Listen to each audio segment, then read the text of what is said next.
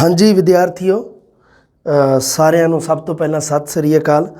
ਤੁਹਾਡਾ ਸਾਰਿਆਂ ਦਾ ਸਵਾਗਤ ਹੈ ਜੀ। ਪੰਜਾਬੀ ਸਾਹਿਤ ਦੀ ਆਪਣੀ ਜਿਹੜੀ ਜਮਾਤ ਹੈ ਉਹਦੇ ਵਿੱਚ ਡਾਕਟਰ ਭਾਈ ਵੀਰ ਸਿੰਘ ਦੇ ਬਾਰੇ ਗੱਲ ਕਰ ਰਹੇ ਸੀ। ਡਾਕਟਰ ਭਾਈ ਵੀਰ ਸਿੰਘ ਜਿਹੜਾ ਆਪਣਾ ਟੌਪਿਕ ਹੈ ਉਹ ਬੇਟਾ ਜੀ 10ਵੀਂ ਵਾਲੀ ਜਮਾਤ ਵਿੱਚ ਵੀ ਦਿੱਤਾ ਹੋਇਆ, 12ਵੀਂ ਵਾਲੀ ਦੇ ਵਿੱਚ ਵੀ ਦਿੱਤਾ ਹੋਇਆ ਅਤੇ ਉਸ ਤੋਂ ਬਾਅਦ ਸਾਡੀ BA ਵਾਲੀ ਇਹ ਜਿਹੜੀ ਬੁੱਕ ਹੈ ਜਿਹੜੀ ਨਵੇਂ ਦਿਸਦੇ ਉਹਦੇ ਵਿੱਚ ਦਿੱਤਾ ਹੋਇਆ। ਸੋ ਉਹਦੇ ਵਿੱਚ ਆਪਾਂ ਡਾਕਟਰ ਭਾਈ ਵੀਰ ਸਿੰਘ ਜੀ ਦੀਆਂ ਜਿੰਨੀਆਂ ਵੀ ਕਵਿਤਾਵਾਂ, ਇੱਕ ਤਾਂ ਉਹਨਾਂ ਦੀ ਆਪਾਂ ਆਲੋਚਨਾਤਮਕ ਵਿਆਖਿਆ ਕਰਨੀ ਹੈ, ਇੱਕ ਡਾਕਟਰ ਭਾਈ ਵੀਰ ਸਿੰਘ ਜੀ ਦੇ ਜੀਵਨ ਬਾਰੇ ਦਿੱਤਾ ਹੋਇਆ ਅਖੀਰਲੇ ਜੇ ਪੇਜਾਂ ਦੇ ਵਿੱਚ ਦਿੱਤਾ ਹੋਇਆ। 115 ਨੰਬਰ ਪੇਜ ਆ ਆਪਣੀ BA ਵਾਲੀ ਜਿਹੜੀ ਬੁੱਕ ਹੈ। BA ਵਾਲੀ ਬੁੱਕ ਮੰਨ ਲਓ ਕਿਸੇ ਨੂੰ ਨਹੀਂ ਮਿਲ ਰਹੀ ਤਾਂ ਮੈਂ ਤੁਹਾਨੂੰ ਵਾਰੀ ਦੱਸੀ ਜਾਂਦਾ ਵੀ ਕਾਲੜਾ ਬੁੱਕ ਸ਼ਾਪ ਹੈ ਜਿਹੜੀ ਗੰਗਾ ਨਗਰ, ਉਹਦੇ ਨਾਲ ਹੀ ਹੈ ਕਾਲੜਾ STD, 2 ਦੁਕਾਨਾਂ ਛੱਡ ਕੇ ਕਾਲੜਾ STD। ਉਹਨਾਂ ਨੇ ਬੜੀ ਸ਼ਾਨਦਾਰ PDF ਬਣਾ ਰੱਖੀਆਂ ਇਹਦੀਆਂ, ਪ੍ਰਿੰਟ ਕਢਵਾ, ਬੜੇ ਸੋਹਣੇ ਪ੍ਰਿੰਟ ਕੱਢ ਰੱਖੇ ਆ, ਉਹ ਤੁਸੀਂ ਲੈ ਆਇਓ। ਬਸ ਉੱਥੋਂ ਆਪਣਾ ਕੰਮ ਉਹੀ ਆ ਫਿਰ, ਕਿਉਂਕਿ ਲੈ ਦੇ ਕੇ ਆਪਣੇ ਕੋਲ ਉਹੀ ਰਹਿ ਜਾਂਦੀ ਹੈ। ਜਿਹੜੇ ਨੇੜੇ ਵਿਦਿਆਰਥੀ ਆ ਕਮ ਸੇ ਕਮ ਉਹ ਤਾਂ ਉੱਥੋਂ ਲੈ ਆਉਣ, ਸਾਰੀਆਂ ਦੀਆਂ ਸਾਰੀਆਂ ਮਿਲ ਜਾਣਗੀਆਂ, ਕਿਤੇ ਭੱਜਣ ਦੀ ਲੋੜ ਨਹੀਂ ਤੁਹਾਨੂੰ।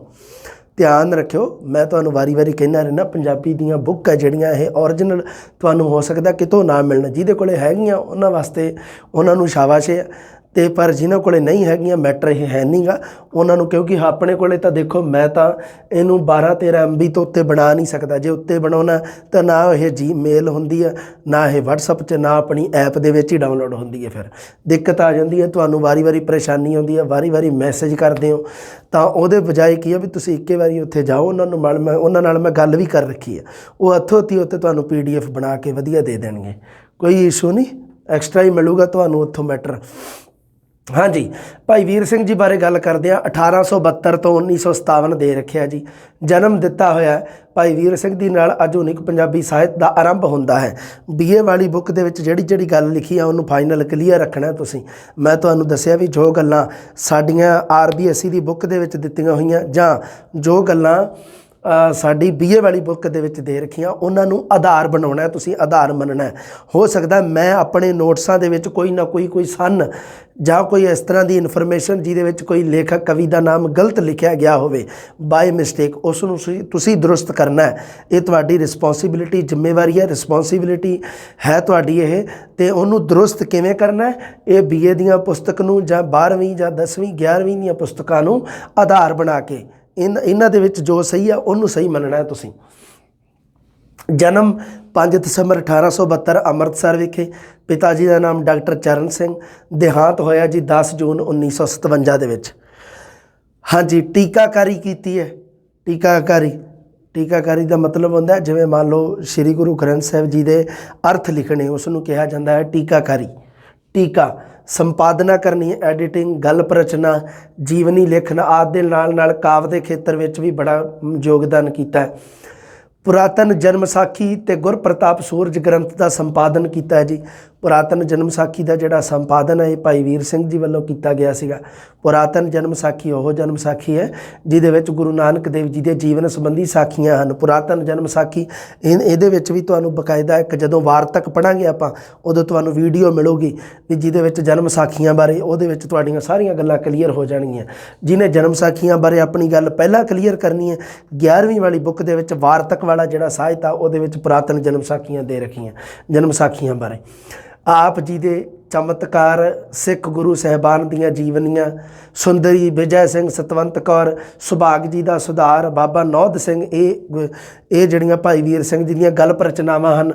ਰਾਣਾ ਸੂਰਤ ਸਿੰਘ 1905 ਦੇ ਵਿੱਚ ਲਿਖਿਆ ਗਿਆ ਮਹਾਕਾਵ ਹੈ। ਰਾਣਾ ਸੂਰਤ ਸਿੰਘ ਦਾ ਸਨ ਲਿਖਿਆ ਵਾ 1905। ਧਿਆਨ ਰੱਖਿਓ, ਪ੍ਰਸ਼ਨ ਬਣਦਾ ਮਹਾਕਾਵ ਹੈ। ਰਾਣੀ ਰਾਜ ਕੌਰ ਨੂੰ ਆਪਣੇ ਸਵਰਗਵਾਸੀ ਪਿਤਾ ਦੇ ਮੋਹ ਵਿੱਚੋਂ, ਸਵਰਗਵਾਸੀ ਪਤੀ ਦੇ ਮੋਹ ਵਿੱਚੋਂ ਕੱਢ ਕੇ ਹਰੀ ਸਿਮਰਨ ਤੇ ਧਿਆਨ ਵੱਲ ਲਾਉਣ ਦੀ ਕਥਾ ਹੈ।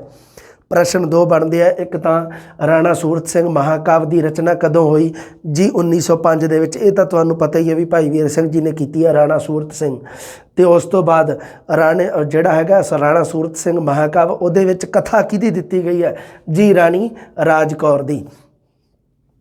ਸਿਰਖੰਡੀ ਛੰਦ ਦੇ ਪ੍ਰਯੋਗ ਦੇ ਨਾਲ ਇਸ ਪੁਸਤਕ ਵਿੱਚ ਭਾਸ਼ਾ ਦੇ ਸੁੰਦਰ ਪ੍ਰਯੋਗ ਵੀ ਪ੍ਰਸ਼ੰਸਾਯੋਗ ਹਨ। ਕਿਹੜੇ ਛੰਦ ਦੀ ਵਰਤੋਂ ਕੀਤੀ ਗਈ ਹੈ ਇਹ ਮਹਾਕਾਵਿ ਨੂੰ ਲਿਖਣ ਵਾਸਤੇ? ਸਿਰਖੰਡੀ ਛੰਦ ਤੁਹਾਨੂੰ ਦੱਸਿਆ ਹੋਇਆ। ਜਦੋਂ ਆਪਾਂ ਵਾਰ ਕਾਵਿ ਪੜ੍ਹਿਆ ਸੀ ਉਦੋਂ ਆਪਾਂ ਚੰਡੀ ਦੀ ਵਾਰ ਪੜ੍ਹੀ ਸੀਗੀ, ਉਹਦੇ ਵਿੱਚ ਸਿਰਖੰਡੀ ਛੰਦ, ਨਾਦਰ ਸ਼ਾਹ ਦੀ ਵਾਰ, ਇਹਨਾਂ ਵਾਰਾਂ ਦੇ ਵਿੱਚ ਨਿਸ਼ਾਨੀ ਤੇ ਸਿਰਖੰਡੀ ਦੋ ਛੰਦ ਵਰਤੇ ਗਏ, ਜਿਹਦੇ ਵਿੱਚੋਂ ਸਿਰਖੰਡੀ ਛੰਦ ਇੱਥੇ, ਸਿਰਖੰਡੀ ਛੰਦ ਦਾ ਨਾਮ ਇੱਥੇ ਫੇਰ ਆ ਗਿਆ ਵੀ ਡਾਕਟਰ ਭਾਈ ਵੀਰ ਸਿੰਘ ਜੀ ਨੇ ਰਾਣਾ ਸੂਰਤ ਸਿੰਘ ਮਹਾਕਾਵਿ ਜਿਹੜਾ ਲਿਖਿਆ ਉਹ ਸਿਰਖੰਡੀ ਛੰਦ ਦੇ ਵਿੱਚ ਲਿਖਿਆ। ਲਹਿਰਾਂ ਦੇ ਹਾਰ 1921 ਸਨ ਚੇਤੇ ਰੱਖਣੇ ਆ, ਮਟਕ ਹੁਲਾਰੇ 1924, ਬਿਜਲੀਆਂ ਦੇ ਹਾਰ 1927, ਜਿਹੜੀਆਂ ਕਾਵਿ ਰਚਨਾਵਾਂ ਦੇ ਸਨ ਦੇ ਰੱਖਿਆ ਉਹਨਾਂ ਦੇ ਯਾਦ ਰੱਖਣੇ ਆ, ਉਹਨਾਂ ਦੇ ਵਿੱਚੋਂ ਹੀ ਪ੍ਰਸ਼ਨ ਪੁੱਛੂਗਾ ਉਹ, ਉਸ ਤੋਂ ਬਾਹਰ ਨਹੀਂ ਜਾਊਗਾ। ਜਿਵੇਂ ਪ੍ਰੀਤ ਵੀਣਾ ਕੰਬ ਦੀ ਕਲਾਈ ਦੇ ਇੱਥੇ ਨਹੀਂ ਦੇ ਰੱਖੇ ਸਨ, ਕੰਤ ਮਹੇਲੀ ਦਾ 12 ਮਾਹ, ਮੇਰੇ ਸਾਈਆਂ ਜੀਓ 1953 ਦੇ ਰੱਖਿਆ। ਇਹ ਜਿਹੜੀਆਂ ਬਹੁਤ ਚਰਚਿਤ ਕਾਵਿ ਰਚਨਾਵਾਂ ਹੈ ਜੀ। ਕਈਆਂ ਨੇ ਤਾਂ ਹੁਣ ਜਿਵੇਂ ਅਗਲੀ ਆਪਣੀ ਜਮਾਤ ਹੋਊਗੀ ਉਹਦੇ ਵਿੱਚ ਤੁਹਾਨੂੰ ਦੱਸਿਆ ਜਾਊਗਾ ਵੀ ਭਾਈ ਵੀਰ ਸਿੰਘ ਜੀ ਨੂੰ ਪੰਜਾਬੀ ਦਾ ਵਰਡਸਵਰਥ ਕਿਹਾ ਜਾਂਦਾ। ਕਿਹਨੇ ਕਿਹਾ? ਗੁਰਮਤਿ ਦਾ ਵਿਆਖਿਆਕਾਰ, ਛੋਟੀਆਂ ਕਵਿਤਾਵਾਂ ਦਾ ਵੱਡਾ ਕਵੀ, ਆਧੁਨਿਕ ਪੰਜਾਬੀ ਕਾਵਿ ਦਾ ਪਿਤਾਮਾ, ਜੀਵ ਪਰਮਾਤਮਾ ਪ੍ਰਕਿਰਤੀ ਸਿੱਖ ਵਿਚਾਰਧਾਰਾ ਆਪ ਜੀ ਦੇ ਕਾਵਿ ਪ੍ਰੇ ਵਿਸ਼ੇ ਹਨ। ਆਪਾਂ ਨੂੰ ਪਤਾ ਹੈ ਵੀ ਵੈਸੇ ਤਾਂ ਭਾਈ ਵੀਰ ਸਿੰਘ ਜੀ ਦਾ ਪ੍ਰਿਯ ਵਿਸ਼ਾ ਜਿਹੜਾ ਉਹ ਹੈਗਾ ਪ੍ਰਕਿਰਤੀ ਤੇ ਪ੍ਰਮਾਤਮਾ, ਪਰ ਇੱਥੇ BA ਵਾਲੀ ਬੁੱਕ ਦੇ ਵਿੱਚ 4 ਨਾਮ ਲਿਖੇ, ਇੱਕ ਜੀਵ, ਇੱਕ ਪ੍ਰਮਾਤਮਾ, ਇੱਕ ਪ੍ਰਕਿਰਤੀ ਤੇ ਇੱਕ ਸਿੱਖ ਵਿਚਾਰਧਾਰਾ। ਛੰਦ ਪ੍ਰਯੋਗਾਂ ਵਿੱਚ ਕਿਹੜੇ ਛੰਦਾਂ ਦੀ ਵਰਤੋਂ ਕੀਤੀ ਹੈ? ਜ਼ਿਆਦੀ ਸੋਰਠਾ, ਦਵਈਆ ਤੇ ਸਿਰਖੰਡੀ ਜ਼ਿਆਦਾ ਵਰਤੇ ਹਨ। ਬਾਕੀ ਵੀ ਛੰਦ ਵਰਤੇ ਹੈ ਪਰ ਸਭ ਤੋਂ ਜ਼ਿਆਦਾ ਕਿਹੜੇ ਵਰਤੇ ਹੈ? 3 ਛੰਦਾਂ ਦੇ ਨਾਮ ਦਿੱਤੇ ਹੋਏ ਆ, ਯਾਦ ਰੱਖਣੇ ਆ, ਸੋਰਠਾ, ਦਵਈਆ ਤੇ ਸਿਰਖੰਡੀ। ਰੁਬਾਈ ਜਾਂ ਤੁਰਿਆਈ, ਰੁਬਾਈ ਗਜ਼ਲ ਲਿਖਣ ਦਾ ਇੱਕ ਤਰੀਕਾ ਹੁੰਦਾ, ਉਸ ਨੂੰ ਕਿਹਾ ਜਾਂਦਾ ਰੁਬਾਈ। 4 ਜਿਹਦੇ ਵਿੱਚ ਪੰਕਤੀਆਂ ਵਾਲੀ ਇੱਕ ਗਜ਼ਲ ਲਿਖੀ ਜਾਂਦੀ ਹੈ, ਰੁਬਾਈ ਜਾਂ ਤੁਰਿਆਈ। ਰੁਬਾਈ ਦਾ ਦੂਸਰਾ ਨਾਮ ਤੁਰਿਆਈ ਵੀ ਹੈ। ਗੀਤ, ਚੌਬਰਗੇ, ਆ ਜਿਹੜੇ ਹੈਗੇ ਆ ਲਿਖਣ ਦੇ ਢੰਗ ਹੈ ਜਿਹੜੇ, ਇਹਨਾਂ ਦੀ ਵਰਤੋਂ ਕੀਤੀ ਹੈ। ਪੰਜਾਬੀ ਕਾਵਿ ਨੂੰ ਫਰਸ਼ਾਂ ਤੋਂ ਅਰਸ਼ਾਂ ਤੱਕ ਅਪਣਾਉਣ ਦੀ ਸਮਰੱਥਾ ਕੀਤੀ। ਕਵਿਤਾ ਨੂੰ ਕੀ ਕਿਹਾ ਹੈ ਭਾਈ ਵੀਰ ਸਿੰਘ ਜੀ ਨੇ? ਉੱਚੇ ਨਛੱਤਰੀ ਵਸਦੀ, ਨਛੱਤਰ ਜਿਹਨੂੰ ਆਪਾਂ ਕਹਿ ਦਿੰਦੇ ਹਾਂ ਹਿੰਦੀ ਦੇ ਵਿੱਚ ਨਕਸ਼ਤਰ, ਗ੍ਰਹਿ ਨਕਸ਼ਤਰ ਕਹਿੰਦੇ ਆ ਨਾ ਆਪਾਂ। ਕਵਿਤਾ ਨੂੰ ਕੀ ਕਿਹਾ ਹੈ ਜੀ? ਉਸ ਨੂੰ ਕਿਹਾ ਹੈ, ਕਵਿਤਾ ਨੂੰ ਉੱਚੇ ਨਛੱਤਰੀ ਵਸਦੀ ਕਿਹਾ ਹੈ। ਯਾਦ ਰੱਖਿਓ ਇਸ ਗੱਲ ਨੂੰ। ਇਹ ਇੱਕ ਭਾਈ ਵੀਰ ਸਿੰਘ ਜੀ ਵੱਲੋਂ ਜਿਹੜੀ ਟੂਕ ਦਿੱਤੀ ਗਈ ਆ, ਹੋਸ਼ਾਂ ਨਾਲੋਂ ਮਸਤੀ ਨੂੰ ਚੰਗੇਰੀ ਮੰਨ ਕੇ ਮਾਨਵ ਨੂੰ ਟਿਕਾਣੇ ਨਾਲ ਜੁੜੇ ਰਹਿਣ ਦਾ ਉਪਦੇਸ਼ ਦਿੱਤਾ। ਆ ਨੋਰਮਲ ਗੱਲ ਹੈ, ਆ ਬਿਲਕੁਲ ਕੰਮ ਦੀ ਗੱਲ ਹੈ। ਜਿਹੜੀ ਮੈਂ ਬਾਅਦ 'ਚ ਪੜ੍ਹੀ ਆ ਉਹ ਨੋਰਮਲ ਆ, ਜਿਹੜੀ ਪਹਿਲਾਂ ਪੜ੍ਹੀ ਹੈ ਕਵਿਤਾ ਨੂੰ ਉੱਚੇ ਨਛੱਤਰੀ ਵਸਦੀ ਕਿਹਾ ਹੈ, ਇਹ ਬਹੁਤ ਇੰਪੋਰਟੈਂਟ ਗੱਲ ਹੈ। ਭਾਰਤ ਭੂਮੀ ਦੇ ਬਹੁਤ ਸਾਰੇ ਆਕਰਸ਼ਿਤ ਦ੍ਰਿਸ਼ ਸਾਡੇ ਭਾਰਤ ਦੇਸ਼ ਦੀ ਭੂਮੀ 'ਤੇ, ਜਿਵੇਂ ਵਿੱਚੋਂ ਸਭ ਤੋਂ ਵੱਧ ਆਪ ਜੀ ਨੂੰ ਕਸ਼ਮੀਰ ਦੀ ਸੁੰਦਰਤਾ ਨੇ ਪ੍ਰਭਾਵਿਤ ਕੀਤਾ। ਮੰਨ ਲਓ ਪ੍ਰਸ਼ਨ ਆ ਜੇ ਵੀ ਭਾਰਤ ਦੀ ਭੂਮੀ ਦੇ ਵਿੱਚ ਸਭ ਤੋਂ ਜ਼ਿਆਦਾ ਪ੍ਰਭਾਵਿਤ ਭਾਈ ਵੀਰ ਸਿੰਘ ਜੀ ਕਿਹੜੀ ਭੂਮੀ ਤੋਂ ਹੋਏ ਆ? ਕਿ ਕਸ਼ਮੀਰ ਦੀ ਭੂਮੀ 'ਚੋਂ, ਪੰਜਾਬ ਦੀ ਭੂਮੀ ਤੋਂ, ਰਾਜਸਥਾਨ ਦੀ ਭੂਮੀ ਤੋਂ, ਜਾਂ ਕਿਸੇ ਹੋਰ ਏਰੀਏ ਦੀ ਭੂਮੀ ਤੋਂ? ਤਾਂ ਤੁਸੀਂ ਇਹ ਜਿਹੜਾ ਉੱਤਰ ਹੋਣਾ ਚਾਹੀਦਾ ਹੈ ਕਸ਼ਮੀਰ ਦੀ ਭੂਮੀ ਤੋਂ। ਭਾਰਤ ਦੀ ਪ੍ਰਤੰਤਰਤਾ ਨੂੰ, ਇਸ ਤੋਂ ਉਪਜੇ ਦੁਖਾਂਤ ਨੂੰ ਅਨੇਕਾਂ ਸੰਕੇਤਾਂ ਦੁਆਰਾ ਪ੍ਰਗਟ ਕੀਤਾ ਹੈ। ਜਿਵੇਂ ਬਹੁਤ ਸਾਰੇ ਆ, ਮਾਰਤੰਡ ਦੇ ਮੰਦਰ, ਕੁਤੁਬ ਦੀ ਲਾਠ, ਬੇਲਾ ਭਵਾਨੀ, ਗੰਗਾ ਰਾਮ, ਫੁੰਡਿਆ ਤੋਤਾ, ਆ ਕਵਿਤਾਵਾਂ ਆ ਭਾਈ ਵੀਰ ਸਿੰਘ ਜੀ ਦੀਆਂ। ਇਹ ਦੇਸ਼ ਪਿਆਰ ਦੀਆਂ ਲਿਖਾਇਕ ਕਵਿਤਾਵਾਂ, ਦੇਸ਼ ਪਿਆਰ ਦੇ ਨਾਲ ਸੰਬੰਧਿਤ ਕਵਿਤਾਵਾਂ। ਇਹ ਕਵਿਤਾਵਾਂ ਦੇ ਨਾਮ ਚੇਤੇ ਰੱਖਣੇ ਆ ਤੁਸੀਂ। ਦੇਸ਼ ਪਿਆਰ, ਭਾਰਤ ਦੀ ਆਜ਼ਾਦੀ, ਪ੍ਰਤੰਤਰਤਾ, ਸੁਤੰਤਰਤਾ ਦੇ ਨਾਲ ਸੰਬੰਧਿਤ ਹੈ, ਆਜ਼ਾਦੀ ਗੁਲਾਮੀ ਦੇ ਨਾਲ ਸੰਬੰਧਿਤ। ਸਿੰਘ ਸਭਾ ਦਾ ਮੋਢੀ ਸੀ, ਇੱਕ ਲਹਿਰ ਚੱਲੀ ਸੀ ਸਿੰਘ ਸਭਾ ਲਹਿਰ। ਬਹੁਤ ਸਾਰੀਆਂ ਲਹਿਰਾਂ ਜਿਨ੍ਹਾਂ ਦੇ ਨਾਮ ਤੁਸੀਂ ਸੁਣਦੇ ਆ, ਇੱਕ ਆਰੀਆ ਸਮਾਜੀ ਲਹਿਰ ਚੱਲੀ ਸੀ, ਇੱਕ ਕੂਕਾ ਲਹਿਰ ਚੱਲੀ ਸੀ ਜਿਹਦੇ ਤੋਂ ਮਹਾਤਮਾ ਗਾਂਧੀ ਪ੍ਰਭਾਵਿਤ ਸੀ, ਇੱਕ ਸਿੰਘ ਸਭਾ ਲਹਿਰ ਚੱਲੀ ਸੀ ਜਿਹਦੇ ਇਹ ਮੋਢੀ ਸੀ। ਖਾਲਸਾ ਟਰੈਕਟ ਸੁਸਾਇਟੀ ਦੀ ਸਥਾਪਨਾ ਕੀਤੀ ਹੈ। ਮੇਰੇ ਵਾਲੇ ਨੋਟਸ ਤੁਸੀਂ ਪੜ੍ਹ ਲਏ ਹੋਣੇ, ਉਹਦੇ ਵਿੱਚ ਲਿਖਿਆ ਹੋਇਆ ਵੀ ਖਾਲਸਾ ਟਰੈਕਟ ਸੁਸਾਇਟੀ ਦੀ ਸਥਾਪਨਾ ਕੀਤੀ। ਤੇ ਖਾਲਸਾ ਸਮਾਚਾਰ ਸਪਤਾਹਿਕ ਦੇ ਸੰਪਾਦਕ ਕਿਹਦੇ ਰਿਹਾ? ਐਡੀਟਰ ਖਾਲਸਾ ਸਮਾਚਾਰ ਨਾਮ ਸੀਗਾ, ਸਮਾਚਾਰ ਖਾਲਸਾ ਸਮਾਚਾਰ ਸੀਗਾ ਨਾਮ। ਤੇ ਉਹ ਮਾਸਿਕ ਪੱਤਰਿਕਾ ਨਹੀਂ ਸੀਗੀ, ਸਪਤਾਹਿਕ ਪੱਤਰਿਕਾ ਸੀ, ਸਪਤਾਹਿਕ ਖਾਲਸਾ ਸਮਾਚਾਰ। ਪੰਜਾਬੀ ਸਾਹਿਤ ਦੇ ਖੇਤਰ ਵਿੱਚ ਨਹੀਂ ਬਲਕਿ ਪੰਜਾਬ ਦੇ ਸੱਭਿਆਚਾਰ ਜਾਂ ਸਮਾਜਿਕ ਖੇਤਰ ਵਿੱਚ ਵੀ ਭੂਮਿਕਾ ਰਹੀ ਹੈ। ਜਿਵੇਂ ਭੂਮਿਕਾ ਸਦਕਾ ਆਪ ਕੇਵਲ ਇੱਕ ਵਿਅਕਤੀ ਵਜੋਂ ਨਹੀਂ ਬਲਕਿ ਸੰਸਥਾ ਵਜੋਂ ਸਥਾਪਿਤ ਹੋਏ ਹੋ। ਹੋਰ ਬਹੁਤ ਸਾਰੀਆਂ ਗੱਲਾਂ ਦੇ ਰੱਖੀਆਂ, ਜਿਵੇਂ ਗੁਰਸਿੱਖੀ ਜੀਵਨ ਨੂੰ ਆਦਰਸ਼ ਵਜੋਂ ਅਪਣਾਇਆ, ਕੁਦਰਤ ਵਿੱਚੋਂ ਕਾਦਰ ਦੇ ਸਾਖਿਆਤ ਦਰਸ਼ਨ, ਸਾਖਿਆਤ ਮਤਲਬ ਸਾਖਸ਼ਾਤ ਜਿਹਨੂੰ ਹਿੰਦੀ 'ਚ ਕਹਿ ਦਿੰਦੇ ਆ। ਜੀਵਨ ਨੂੰ ਖੇੜੇ ਦੀ ਪਰਿਭਾਸ਼ਾ ਦਿੱਤੀ ਹੈ। ਜੀਵਨ ਨੂੰ ਕੀ ਕਿਹਾ ਹੈ ਭਾਈ ਵੀਰ ਸਿੰਘ ਜੀ ਨੇ? ਖੇੜਾ। ਤੇ ਇਸ ਲੋਕ ਜਾਂ ਇਸ ਕਾਲ ਤੋਂ ਪਾਠਕ ਨੂੰ ਉਸ ਲੋਕ ਅਕਾਲ ਪੁਰਖ ਜਾਂ ਸੱਚਖੰਡ ਜਾਂ ਅਕਾਲ ਵੱਲ ਯਾਤਰਾ ਕਰਨ ਲਈ ਪ੍ਰੇਰਿਆ ਹੈ। ਇੱਕ ਹੁੰਦਾ ਇਹ ਲੋਕ, ਇੱਕ ਹੁੰਦਾ ਉਹ ਲੋਕ, ਮਤਲਬ ਇਸ ਲੋਕ ਤੇ ਪਰਲੋਕ, ਲੋਕ ਪਰਲੋਕ ਜਿਹਨੂੰ ਆਪਾਂ ਕਹਿ ਦਿੰਦੇ ਹਾਂ। ਬ੍ਰਜ ਤੋਂ ਠੇਠ ਪੰਜਾਬੀ ਵੱਲ ਮੁੜਨ ਦਾ ਪੜਾਅ ਹੈ, ਕਿਉਂਕਿ ਇਸ ਤੋਂ ਪਹਿਲਾਂ ਪੰਜਾਬੀ ਕਵਿਤਾ ਸੀ ਜਿਹੜੀ ਭਾਈ ਵੀਰ ਸਿੰਘ ਜੀ ਤੋਂ ਪਹਿਲਾਂ ਬ੍ਰਜ ਭਾਸ਼ਾ ਦੇ ਵਿੱਚ ਲਿਖੀ ਜਾਂਦੀ ਸੀ। ਭਾਈ ਵੀਰ ਸਿੰਘ ਜੀ ਪਹਿਲੇ ਕਵੀ ਇਹੋ ਜਿਹੇ ਹੋਏ ਜਿਨ੍ਹਾਂ ਨੇ ਬ੍ਰਜ ਭਾਸ਼ਾ ਨੂੰ ਪਾਸੇ ਕਰਦਿਆਂ ਹੋਇਆਂ ਪੰਜਾਬੀ ਦੇ ਵਿੱਚ ਲਿਖਣ ਦੀ ਜੁਰਅਤ ਕੀਤੀ। ਛੋਟੀ ਕਵਿਤਾ ਤੇ ਗੀਤ ਸਿਰਜਣਾ ਦਾ ਪੜਾਅ, ਇਸੇ ਕਰਕੇ ਹੀ ਤਾਂ ਬਹੁਤ ਸਾਹਿਤਕ ਮਹੱਤਵ ਵੱਧ ਜਾਂਦਾ ਡਾਕਟਰ ਭਾਈ ਵੀਰ ਸਿੰਘ ਜੀ ਦਾ। ਯਾਦ ਰੱਖਣ ਵਾਲੀਆਂ ਗੱਲਾਂ ਜਿਹੜੀਆਂ ਕੋਈ 3-4 ਗੱਲਾਂ ਤੁਹਾਡੇ ਸਾਹਮਣੇ ਆਈਆਂ, ਇਹਨਾਂ ਨੂੰ ਤੁਸੀਂ ਯਾਦ ਰੱਖਣਾ ਹਰ ਹਾਲ ਦੇ ਵਿੱਚ, ਕੁਛ ਵੀ ਹੋ ਜਾਏ ਯਾਦ ਰੱਖਣੀ ਹੈ। ਆਪਣੀ ਜਿਹੜੀਆਂ ਕਵਿਤਾਵਾਂ ਆਪਾਂ ਜਿਹੜੀਆਂ ਪੜ੍ਹਨੀਆਂ ਨਾ ਪਹਿਲਾਂ ਪਾਠ ਦੇ ਵਿੱਚ, ਇਸੇ ਬੁੱਕ ਦੇ ਵਿੱਚ ਹੀ ਉਹਨਾਂ ਦੇ ਨਾ ਅਰਥ ਦੇ ਰੱਖੇ ਆ। ਇੱਥੇ ਅਰਥ ਤੁਸੀਂ ਜ਼ਰੂਰ ਦੇਖ ਲੈਣੇ ਆ। ਦੇਖ ਲਓ, ਪਿੰਜਰੇ ਪਿਆ ਪੰਛੀ, ਵੀ ਉਹ ਪੰਛੀ ਜਿਹੜਾ ਹੈਗਾ ਪਿੰਜਰੇ ਦੇ ਵਿੱਚ, ਉਹ ਗੱਲ ਕਰਦਾ ਹੈ ਵੀ ਜਿਹਨੇ ਉਹਨੂੰ ਕੈਦੀ ਬਣਾਇਆ, ਉਹਦੇ ਨਾਲ ਗੱਲ ਕਰਦਾ ਹੈ, ਹੈ ਨਾ। ਉਹਦੇ ਨਾਲ ਸੰਬੰਧਿਤ ਅਰਥ ਦਿੱਤੇ ਆ। ਸਲਾਹੁਤਾ ਦਾ ਮਤਲਬ ਹੁੰਦਾ ਵਡਿਆਈ, ਕਿਸੇ ਦੀ ਸਲਾਹੁਤਾ ਕਰਨੀ, ਸ਼ਲਾਘਾ ਕਰਨੀ, ਪ੍ਰਸ਼ੰਸਾ ਕਰਨੀ, ਉਸਤਤ ਕਰਨੀ, ਉਸ ਨੂੰ ਕਿਹਾ ਜਾਂਦਾ ਹੈ ਵਡਿਆਈ। ਜ਼ਾਲਮ ਤੁਹਾਨੂੰ ਪਤਾ ਹੀ ਹੈ, ਨਿਰਦਈ, ਪਰ ਤੋਂ ਹੀਨ, ਮਤਲਬ ਬਿਨਾਂ ਪਰਾਂ ਜਾਂ ਬਿਨਾਂ ਖੰਭਾਂ ਤੋਂ ਹੀਨ। ਜਿੰਦ ਕੋਣਾ ਦਾ ਮਤਲਬ ਹੁੰਦਾ ਹੈ ਜਾਨੋਂ ਮਾਰ ਦੇਣ ਵਾਲਾ। ਬਾਣੀ ਦਾ ਮਤਲਬ ਆਵਾਜ਼, ਜਾਲੀ ਦਾ ਮਤਲਬ ਜਾਲ ਹੁੰਦਾ, ਜਿਹੜਾ ਜਾਲ ਜਿਹਨੂੰ ਸਿੱਟ ਕੇ ਮਤਲਬ ਕੀ ਹੈ ਵੀ ਪੰਛੀਆਂ ਨੂੰ ਫੜਿਆ ਜਾਂਦਾ। ਇਲਮ ਤੇ ਅਮਲ ਵਾਲੀ ਕਵਿਤਾ ਆਪਾਂ 12ਵੀਂ ਦੀ ਜਮਾਤ ਵਿੱਚ ਪੜ੍ਹੀ ਸੀਗੀ। 12ਵੀਂ, ਹਾਂ। ਇਲਮ ਦਾ ਮਤਲਬ ਹੁੰਦਾ ਗਿਆਨ, ਅਮਲ ਦਾ ਮਤਲਬ ਕਰਮ, ਆ ਸਾਰੀਆਂ ਚੀਜ਼ਾਂ ਤੁਹਾਨੂੰ ਪਤਾ ਹੈ। ਹੁਣ ਆ ਗਈ ਕੇਲੋਂ ਦੇ ਗਲ ਲੱਗੀ ਵੇਲ, ਬੜੀ ਸ਼ਾਨਦਾਰ ਕਵਿਤਾ ਲਿਖੀ ਹੈ। ਇਹਦੇ ਵਿੱਚ ਵੀ ਕੀ ਆ ਵੀ ਉਹ ਜਿਹੜੀ ਵੇਲ ਹੈ ਉਹਦਾ ਮਾਨਵੀਕਰਨ ਕੀਤਾ ਭਾਈ ਵੀਰ ਸਿੰਘ ਜੀ ਨੇ। ਆਪਾਂ ਦੇਖਾਂਗੇ ਅੱਗੇ। ਕਿਉਰਿਸਟਸ, ਪੂਰੀ ਐਕਸਾਈਟਮੈਂਟ ਰੱਖੋ ਆਪਣੇ ਅੰਦਰ ਵੀ ਕੇਲੋਂ ਦੇ ਗਲ ਲੱਗੀ ਵੇਲ, ਬੜੀ ਸ਼ਾਨਦਾਰ ਕਵਿਤਾ। ਤਰੀਕ ਦਾ ਮਤਲਬ ਹੁੰਦਾ ਧੂਣਾ ਖਿੱਚਣਾ। ਆਉਣਗੇ ਇਹ ਅਰਥ ਉੱਥੇ, ਉੱਧਰੋਂ ਆਪਾਂ ਪੜ੍ਹਦੇ ਹਾਂ ਨਾਲ ਨਾਲ। ਹਾਂ, ਕੁਝ ਕੁ ਗੱਲ ਇਹਨਾਂ ਧਿਆਨ ਨਾਲ ਦੇਖ ਲੈਣੇ ਤੁਸੀਂ। ਮੈਂ ਥੋੜ੍ਹਾ ਜਿਹਾ ਦੇਖਦਾ ਇਹਨਾਂ ਨੂੰ ਵੀ ਕਿਹੜਾ ਤੁਹਾਡੇ ਕੰਮ ਦਾ। ਜਿਹੜਾ ਤਰੀਕ, ਅਬਲਾ ਦਾ ਪਤਾ ਹੀ ਹੈ, ਅਬਲਾ ਹੁੰਦਾ ਵੀ ਨਿਰਬਲ, ਬਿਨਾਂ ਬਲ ਤੋਂ। ਹਾਂ, ਵਸਲ, ਕੌੜੀਆਂ ਦੇ ਰੱਖਿਆ 20 ਦੀ ਗਿਣਤੀ ਨੂੰ ਕੌੜੀਆਂ ਕਿਹਾ ਜਾਂਦਾ। ਇਹ ਦੇਖਾਂਗੇ ਉੱਥੇ, ਮੇਰੇ ਸਮਝ ਨਹੀਂ ਆ ਰਿਹਾ ਵੀ ਆ ਕੀ ਹੈ। ਉੱਥੇ ਆਪਾਂ ਪੜ੍ਹਾਂਗੇ ਨਾ ਜਦੋਂ, ਤੋਂ ਪਤਾ ਲੱਗੂ ਆਪਾਂ ਨੂੰ। ਹਾਂ, ਕਾਇਮ ਸਥਿਰ ਹੁੰਦਾ, ਲਸ ਦੀ ਚਮਕ ਹੁੰਦਾ। ਅੱਗੇ ਕਾਵ ਰੰਗ ਸੁੰਦਰਤਾ, ਇਹ ਕਾਵ ਰੰਗ ਸੁੰਦਰਤਾ ਇੱਕ ਕਵਿਤਾ ਦਾ ਨਾਮ ਹੈ। ਚਸ਼ਮਾ, ਇੱਛਾ ਬਲ ਤੇ ਡੂੰਘੀਆਂ ਸ਼ਾਮਾਂ।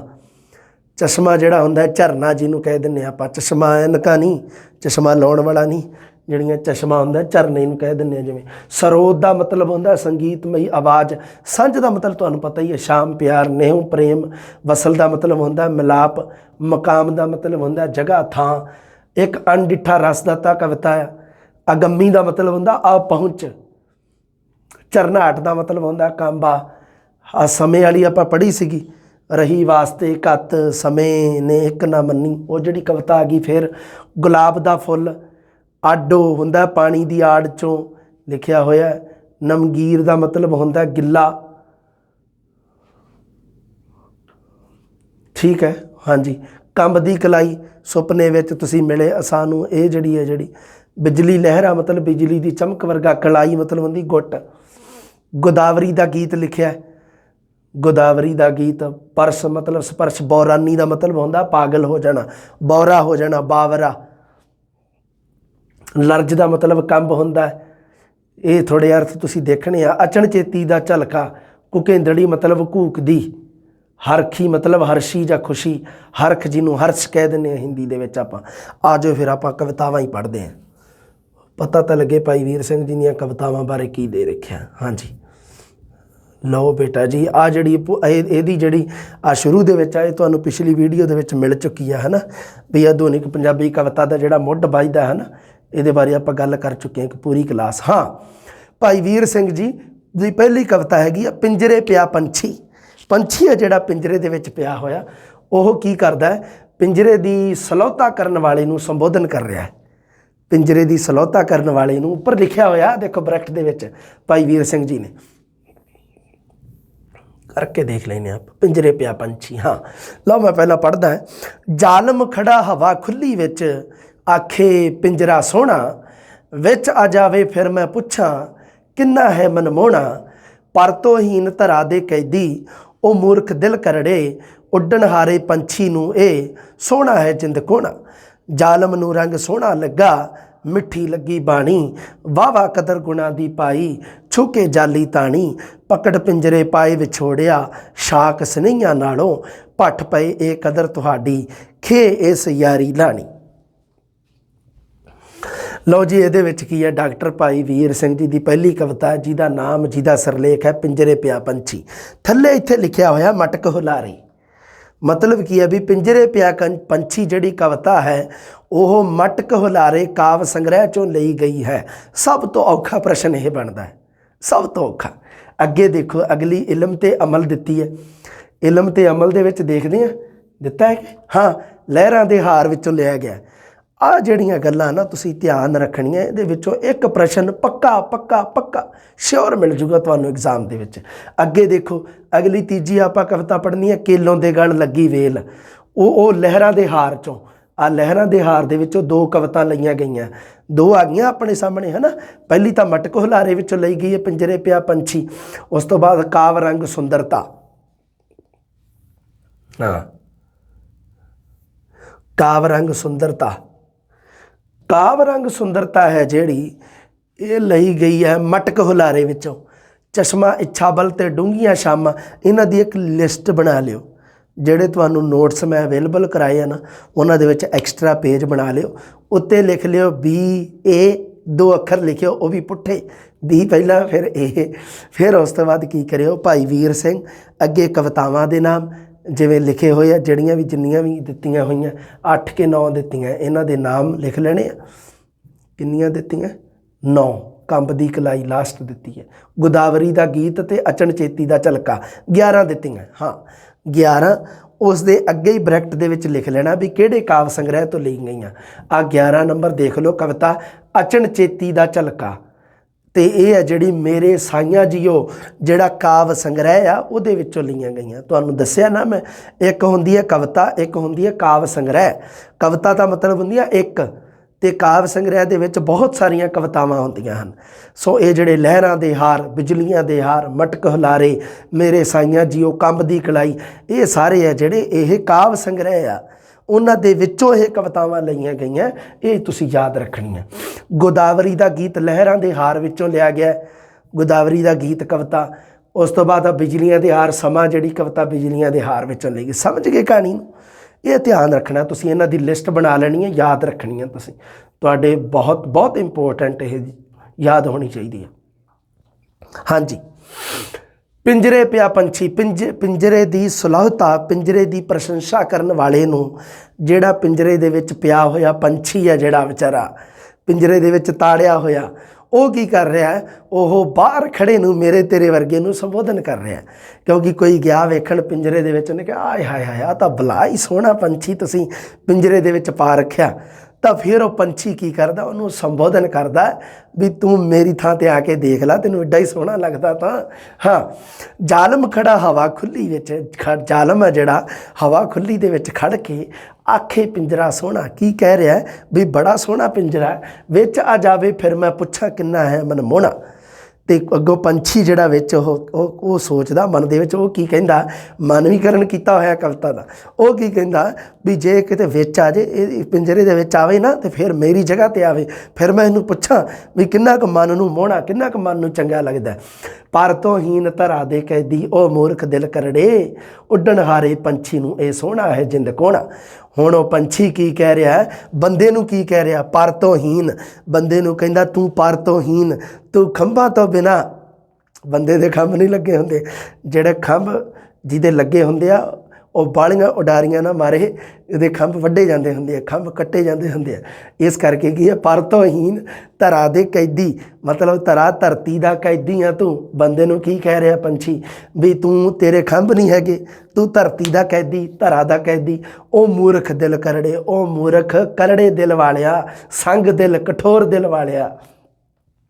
ਉੱਡਣ ਹਾਰੇ ਪੰਛੀ ਨੂੰ ਇਹ ਸੋਹਣਾ ਹੈ ਜਿੰਦ ਕੋਣਾ।